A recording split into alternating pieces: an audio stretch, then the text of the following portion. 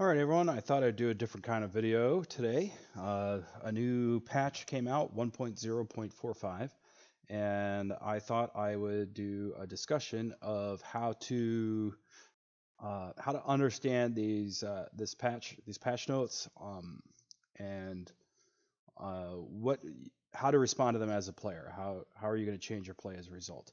The first this I you know It may take two videos. YouTube has a 50-minute time limit unless I'm spending money for my YouTube channel, which I'm not. So it may take me two videos. So just a warning, but I'm gonna try and talk as fast as I can. So the first thing to do when you read patch notes like this is to ask yourself, what were the developers thinking? What were the developers at Halfbrick thinking when they made these changes? So you start there before you immediately react, because you have to you have to see it from the developer's point of view, what they were aiming for, and then you assimilate the changes into your thinking and adjust your strategy as a result. So the first balance change was to the mana bricks. They continue to give you the same one mana that they generate normally, but they also will give you additional mana based on how far behind you fall in the game. So if you fall behind in the game, your mana bricks will produce more mana, and the calculation is there in the notes as to how that is done. And the reason for this, from the developer perspective, is that players have been asking for a comeback mechanic in the game. Especially the higher you go in the game, the more it feels like if you fall behind early, there is basically no hope for you. There is no way for you to come back. And so they're trying to come up with some way that doesn't completely break the game, by which someone has a chance of coming back. The second change there is for bow bones, and this increase from 3 to 4 mana. Basically, what this is saying is that bow bones as itself is a perfectly fine unit. It was just a little too cheap for what it was giving you. So it was giving you 4 mana's worth of power for 3 mana. And so what they've done is they've bumped it up to 4 mana. This makes a lot of sense to me because I remember back in the old days when the Bazooka Troopa was first released, it came out at 3 mana, and it was way too powerful for 3 mana. They upped it to 4 mana. That was their very first balance change that I recall, anyway, that they did to the Bazooka Troopa starting out. The bow bones, to me, is very similar in how you use it to a Bazooka Troopa. So anyway, so that makes a lot of sense to me. The Cold Snap. The Cold Snap is one of the most overpowered cards in the game, or has been in the past. And if you go back through the release notes on Discord, you will see that they have been making constant tweaks to the Cold Snap for a very long time. And so what they're doing here is they are drastically reducing the freeze time. I think this has to do a lot with the fact that you could basically freeze, you could freeze 3 lanes worth of units for a very long time. At max it was 14.54 seconds. And you could freeze tanks units, like mummies, Vikings, and dragons, and then get rid of them with very low cost units. And there's just a lot of really unbalanced ways you could use the Cold Snap.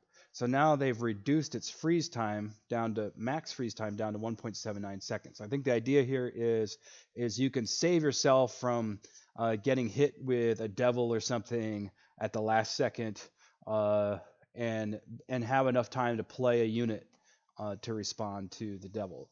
I think that's kind of the idea of what they're thinking. I'm not entirely sure, but that's what I'm thinking. The minor.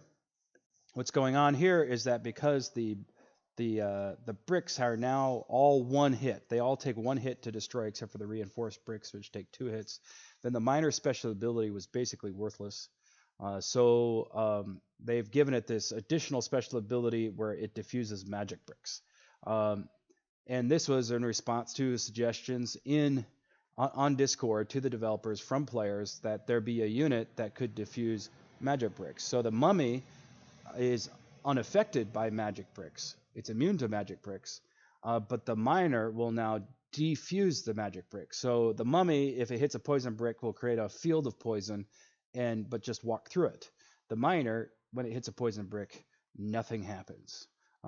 So because they think this ability is worth a lot, they have increased the mana cost to 2 for the miner. The fireball. This seems like a drastic change on the surface. The mana cost increased from 0 to 2. This all has to do, again, with the bricks.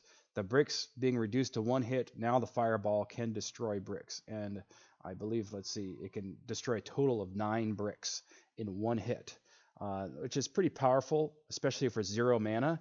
And so then basically it was now the go-to spell for destroying mana bricks. You could destroy a mana brick for free. And now that the mana bricks are more important because they are your comeback mechanic, then it's more important to protect the mana bricks. So they want the fireball to cost mana. And this goes back to when the roll laser was 2 mana. People used to put the roll laser in their deck specifically just to destroy mana bricks. I know I used to do that. My roll laser was just standard in every deck I would play with, and I would save it in my hand for the express purpose of destroying a mana brick and for nothing else. I would not do anything else with that roll laser. So now the fireball becomes that spell that you save in your hand for destroying mana bricks. Now, you may complain about the low amount of damage it does for 2 mana, but there are reasons for this. This predates my time in Magic Brick Wars, but some of the players who've been in the game for longer can tell you about the days when the fireball used to do a ton of damage, and it did cost a certain amount of mana, and it was one of the most annoying cards in the game. There were fireballs flying everywhere, and the boulder plus fireball combo was this really ultra powerful combo and all this kind of stuff. So that's why the developers are hesitant to increase the damage of the fireball, because it has been that in the past, and it has been a very oppressive card. The Zappy Brick. Now, I imagine that the changes to the Zappy Brick come from stats that we are not privy to, that the developers have seen. They are seeing that not a lot of people are using the Zappy Brick, and when people do use the Zappy Brick, their win rates are rather low. So they're just bumping it up a little bit to try and improve it, in hopes that maybe this increases the number of players who play with it and increases the win rates. The Shield Brick. This makes a lot of sense to me. Before this patch, the max level shield brick lasted 43 seconds. That is a very long time in a game where the main game goes for 3 minutes. Yes, there's overtime, but the main game is 3 minutes. So 43 seconds is almost 1/3 of the entire game that shield brick is still producing a shield. So that is a very long time. I can understand why they want to reduce it down. And the way they've done it has not decreased the base level shield, which also makes sense because at level 1, the shield brick goes away pretty quickly, it feels like.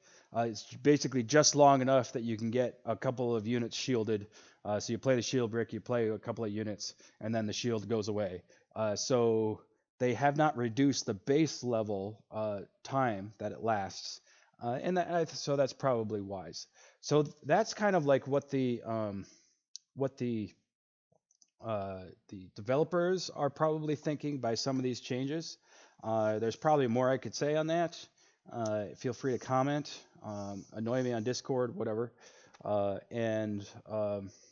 But that's a start. And from looking at the amount of time this has taken, I'm going to record a second video where I explain what I think this does to our choices as players for how we play and how we create decks.